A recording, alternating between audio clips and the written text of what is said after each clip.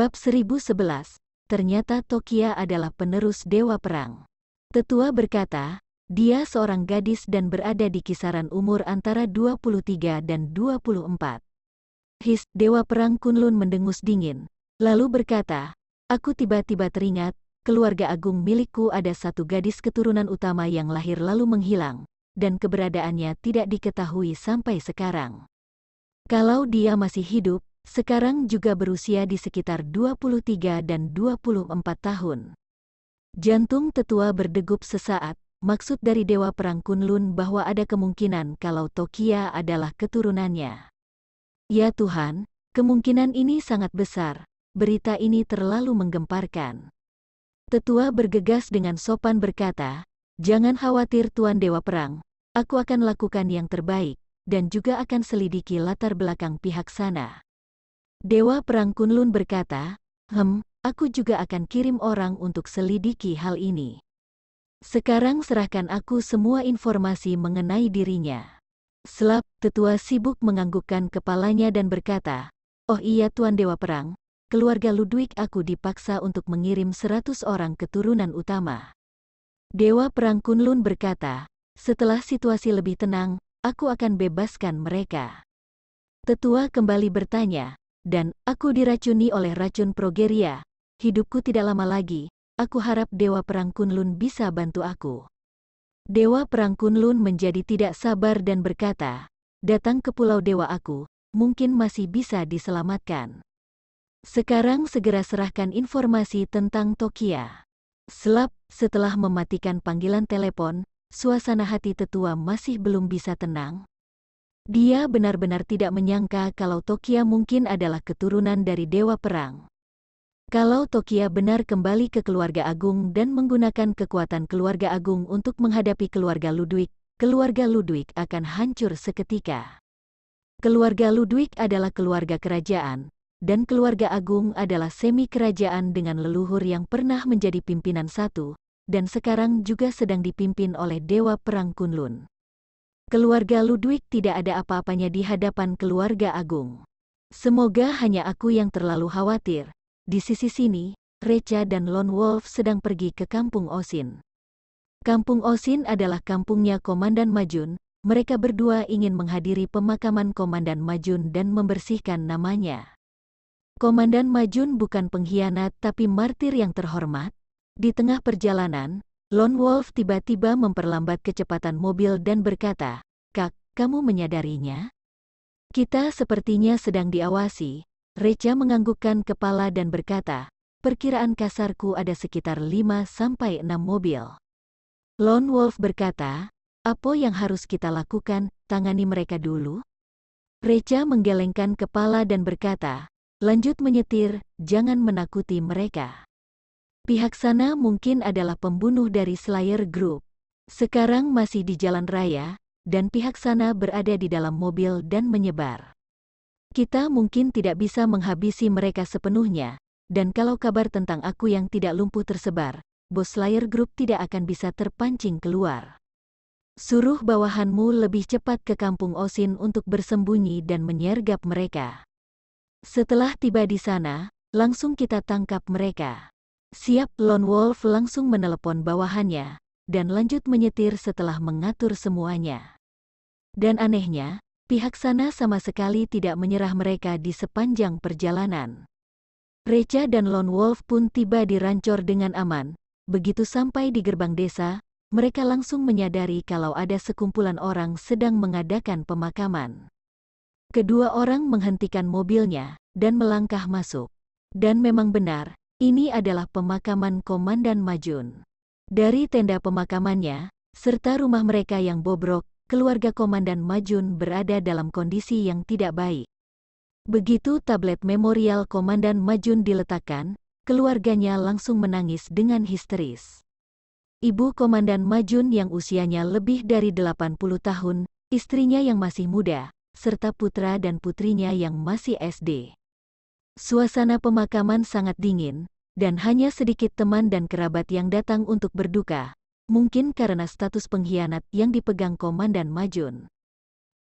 Recha dan Lone Wolf menghela napas karena merasa bersalah dan kasihan pada Komandan Majun. Mereka berdua maju untuk membakar dupa untuk Komandan Majun. Tetapi siapa sangka, dua mobil tiba-tiba datang dari kiri dan kanan, lalu mengapit tenda pemakaman. Sebuah mobil Mercedes-Benz berhenti di depan tenda pemakaman.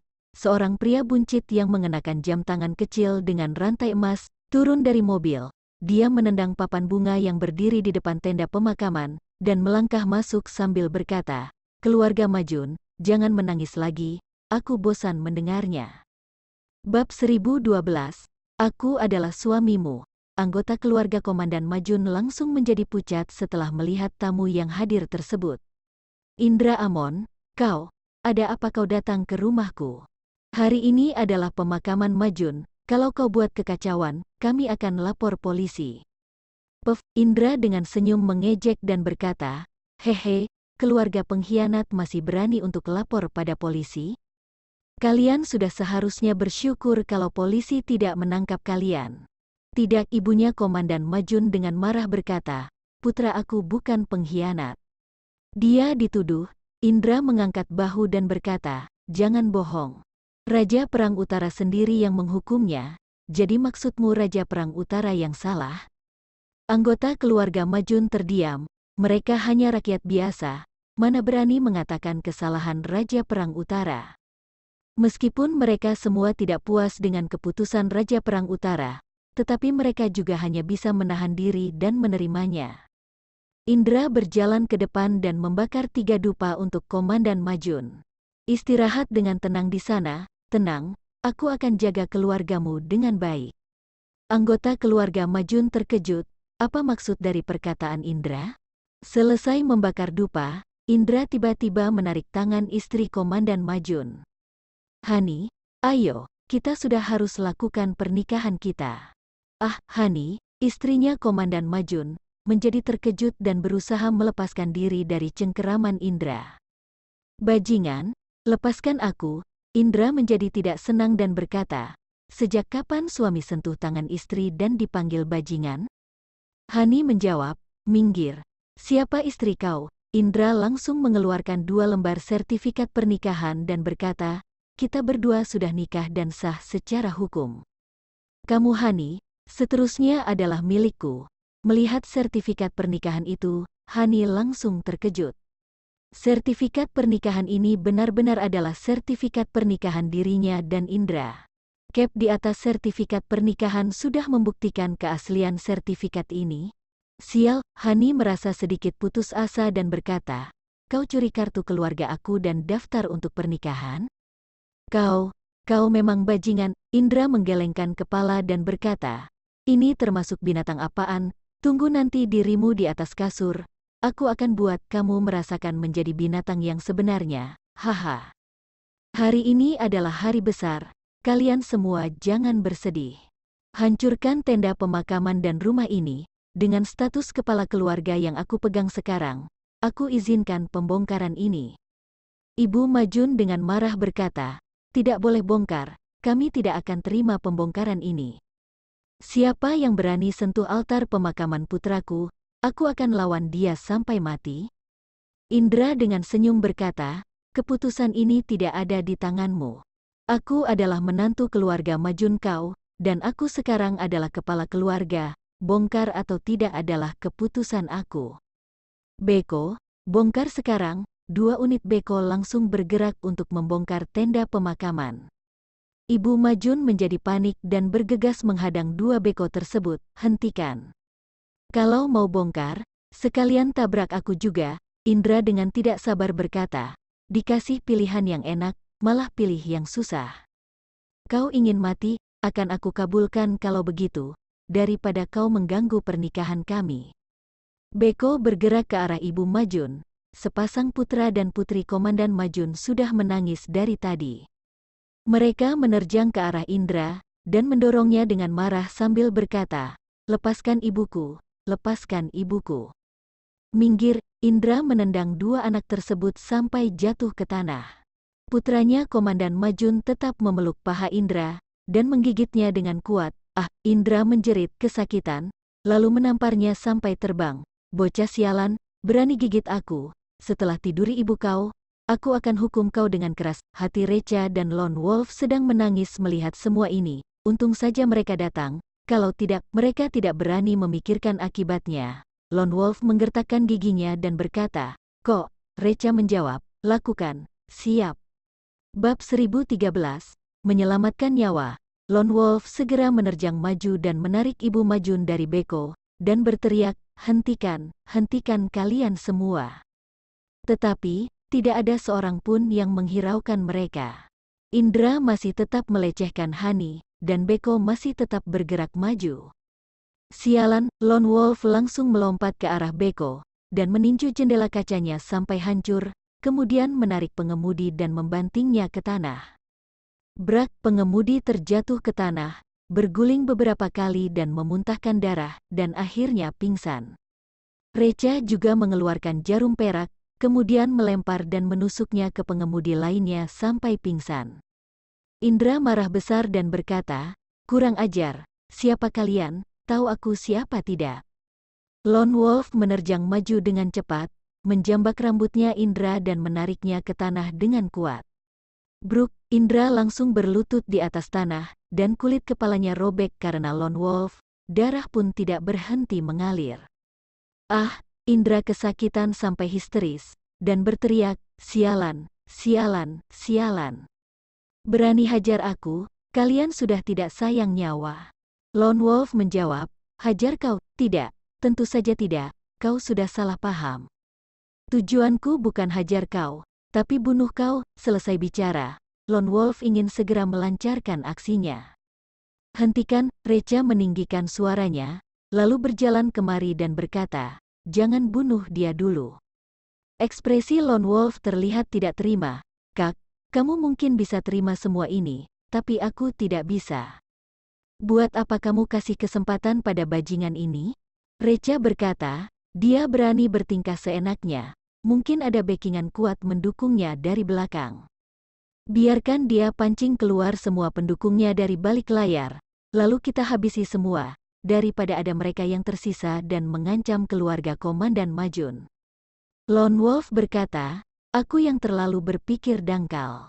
Hei kamu, ku beri kau waktu 1 jam untuk panggil bantuan. Kau bisa hidup atau tidak, semua tergantung bantuan kau sekarang." Sialan, wajah Indra menjadi merah karena marah, arogan sekali. "Tunggu saja kalian, orang aku tidak akan biarkan kalian." Selesai bicara, Indra langsung mengeluarkan ponsel dan memanggil bala bantuan. Recha dengan ekspresi bersalah memapah Ibu Majun dan Hani. "Bibi, kakak ipar, maaf, aku terlambat datang." Hani melihat ke arah mereka dengan rasa ingin tahu, dan berkata, "Kalian adalah?" Recha berkata, "Kami pernah menjadi tentaranya Komandan Majun, kali ini datang untuk mengantarnya yang terakhir kali." Kedua orang itu langsung paham. Ibu Majun dengan terharu berkata, "Ai, tumben masih ada orang yang rela datang untuk mengantar putraku yang terakhir kalinya. Aku sangat berterima kasih pada kalian. Tapi, aku sangat menghargai niat baik kalian. Anak muda, lebih baik kalian segera pergi dari sini. Kalian tidak boleh sampai menyinggung Indra." Lone Wolf berkata, "Bibi, siapa sebenarnya Indra ini?" Ibu Majun menghela napas dan berkata, "Dia adalah direktur dari perusahaan pembongkaran di kota ini. Dia selalu ingin membongkar rumah kami dan mengambil menantu aku, Hani. Tetapi dulu dia tidak berani bertingkah karena putraku masih hidup.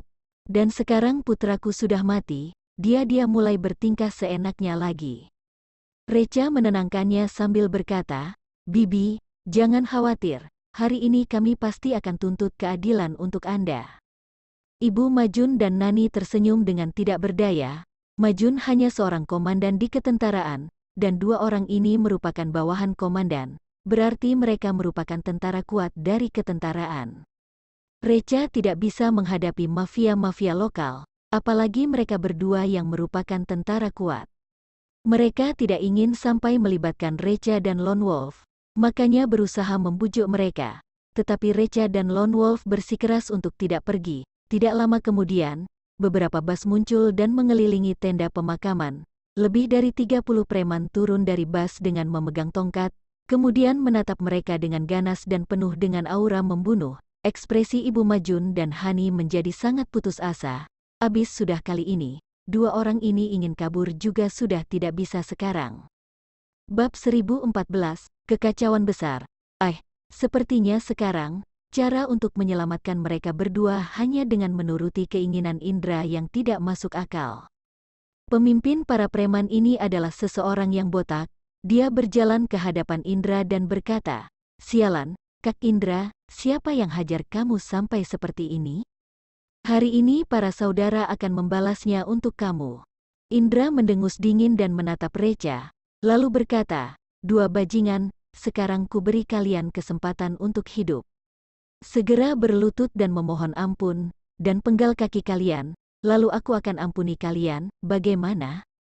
Lone Wolf berkata, "Tidak, dikasih keringanan malah pilih yang susah." Indra menggertakkan gigi dan berkata, "Aku akan bunuh kalian yang dua ekor anjing ini." Tanpa menunggu Indra menyelesaikan makiannya, Reca langsung menamparkan dia dengan tanpa ragu. "Sialan," Indra marah besar dan berkata, "belum mau mundur kalau belum kalah total ya? Baldi, bunuh mereka dua." Reca menendang lututnya lagi, dan kata-kata "bajingan" pun ditelan kembali oleh Indra. Seorang master, mana pantas dihina oleh orang rendahan seperti ini? Krak, lutut Indra hancur, dan dia pun langsung berlutut di atas tanah. Sebuah jeritan histeris terdengar di tengah kerumunan dan semua orang pun kebingungan. Indra saja sudah menyuruh lebih dari 30 orang untuk menghajar mereka, dan mereka masih berani bertingkah searogan ini, bahkan berani menghajar dia di depan mereka semua, benar-benar cari mati. Baldi marah besar dan berkata, "Semuanya maju dan hajar mereka. Bunuh dua bajingan ini." Lone Wolf mengambil pipa besi di sekitarnya dengan santai dan memukulnya sampai pingsan. Baldi juga gagal mengeluarkan kata-kata "anjing bajingan." "Bunuh!" suara bergema di awan, dan tenda pemakaman pun bergetar. Lebih dari 30 preman dengan tongkat di tangan menerjang maju seperti ombak ke arah Lone Wolf. Lone Wolf langsung masuk ke dalam kerumunan dan mengayunkan tongkatnya. Suara bang, bang, bang terus bermunculan, diikuti dengan suara jeritan dan suara terbanting ke tanah. Dalam waktu kurang dari 1 menit, suasana di tempat langsung menjadi tenang, dan hanya tersisa suara jeritan orang-orang. Lebih dari 30 preman terlempar keluar dari tenda pemakaman oleh Lone Wolf, tergeletak di atas tanah dan meringis kesakitan, serta kehilangan perlawanan. Hanya tersisa 2 orang yang berada di dalam tenda pemakaman. Lone Wolf menerjang maju, dan menendang 2 orang itu keluar. "Sekumpulan serangga busuk, tidak pantas masuk dalam tenda pemakaman saudaraku." Baldi yang awalnya pingsan, akhirnya terbangun. Pemandangan di depannya membuat dia meragukan tentang kehidupannya. "Aku siapa? Aku di mana? Apa yang terjadi barusan?" Terkejut. Pada saat ini, yang ada di dalam hati semua orang ini hanya rasa terkejut. Apa orang ini adalah robot petarung, bisa mengalahkan lebih dari 30 orang dalam waktu kurang dari 1 menit, bahkan siaran televisi saja tidak mungkin menayangkan hal seperti ini. Reca menatap Indra dengan tatapan dingin, lalu berkata, "Ini bukan kartu terkuat kamu kan? Masih ada kartu lain, kalau sudah tidak ada, aku akan segera kirim kamu ke dunia sana." Indra yang sedang terkejut, akhirnya kembali tersadar. Dia marah besar dan berkata, Kalian berani melukai orang di siang bolong begini, kalian adalah teroris." "Aku sekarang akan panggil saudaraku, dan minta saudaraku untuk hukum kalian secara langsung." "Saudara kamu, siapa?" tanya Reca. Indra berkata, "Saudaraku adalah pelatih di Angkatan Bersenjata Daerah." "Tunggu saja kalian sudah melakukan kesalahan besar, kalian akan mendapat hukuman dalam pengadilan militer." Reca mengangkat bahu dan berkata, "Ku beri waktu setengah jam untuk suruh dia datang. Kalau tidak, aku akan bunuh kamu sekarang." Indra langsung sibuk mengeluarkan ponselnya dan melakukan panggilan. Reca juga mengeluarkan ponsel dan mengecek struktur organisasi dalam Angkatan Bersenjata Daerah. dan akhirnya mengetahui kalau angkatan bersenjata daerah ini berada di bawah kekuasaan Lone Wolf. Kemudian Recha menelepon Lonely Wolfie dan berkata, "Lonely Wolfie, datang ke sini, ada beberapa serangga busuk yang perlu ditangani langsung oleh kamu." Bab 1015, Komandan tertinggi telah hadir. Lonely Wolfie berkata, "Mengerti." Ibu Majun dan Nani sangat ketakutan dan berjalan ke sebelah Recha dengan gemetaran. "Anak muda, kamu telah membuat masalah besar loh. Mandra, saudara Indra, adalah instruktur dari Departemen Militer.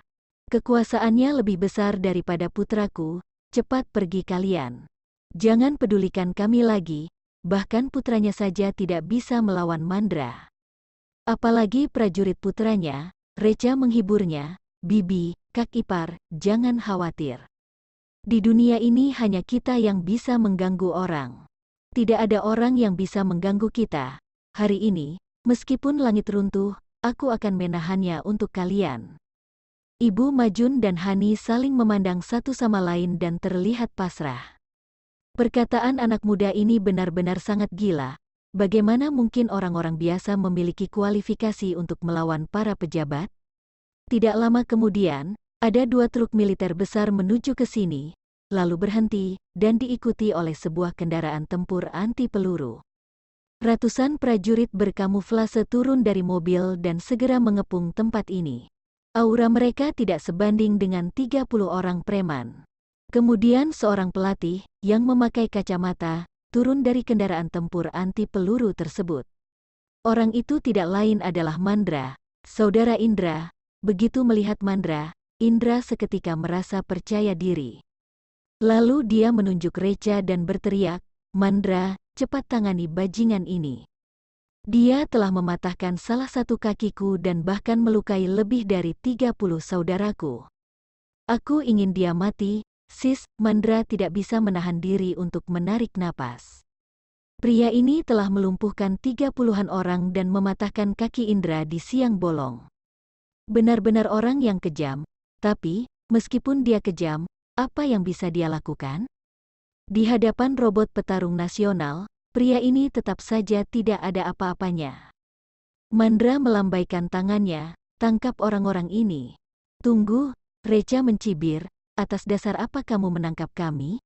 Mandra berkata, "Kalian telah melukai orang dan membahayakan keselamatan publik di siang bolong. Aku curiga bahwa kalian adalah teroris." Recha berkata, "Sejauh yang aku tahu, seorang pelatih tidak memenuhi syarat untuk menghukum orang atas kejahatan terorisme." Mandra tertawa terbahak-bahak, "Nah, di sini aku adalah pejabat. Jangankan menghukum kamu atas kejahatan terorisme, apa yang bisa kamu lakukan jika aku menembakmu di tempat?" Recha menggelengkan kepala dan menghela napas, prajurit Lonely Wolfie memang tidak ada apa-apanya." Mandra menjadi sangat marah. "Kurang ajar, berani-beraninya kamu memanggil komandan tertinggi kami dengan namanya. Aku akan melaporkan masalah ini kepada Jenderal Kota dan memintanya untuk menangani masalah ini secara pribadi." "Kamu tunggu mati saja," Recha berkata, "aku hanya khawatir dia tidak berani saja." "Gila," kata Mandra, "tepat pada saat ini, ada beberapa helikopter militer tiba-tiba terbang kemari dan melayang di atas kepala mereka." Semua orang menjadi bingung, helikopter militernya datang dari mana? Mengapa melayang di atas mereka? Mandra menatap Recha dengan curiga. Bajingan ini berani memanggil nama Jenderal Kota dengan namanya dan menghadapi ratusan prajurit militernya tanpa rasa takut. Jangan-jangan dia memiliki kekuatan besar. Apakah dia yang memanggil helikopter militer ini? Lalu dia bertanya kepada Indra dengan hati-hati, "Indra, apa status orang ini?" Indra berkata, "Mereka hanyalah prajurit sombong di bawah perintah Komandan Majun. Kamu tidak perlu takut." Mandra menghela napas lega. Ternyata mereka hanyalah 2 orang sombong saja. Mana mungkin mereka bisa mengirim helikopter militer? Ini semua hanya kebetulan saja. Pintu helikopter terbuka dan sebuah tangga vertikal diturunkan. Kemudian belasan prajurit menuruni tangga gantung yang terbuat dari tali tersebut. Pemimpin tim tersebut tidak lain adalah Lonely Wolfie, Jenderal Kota.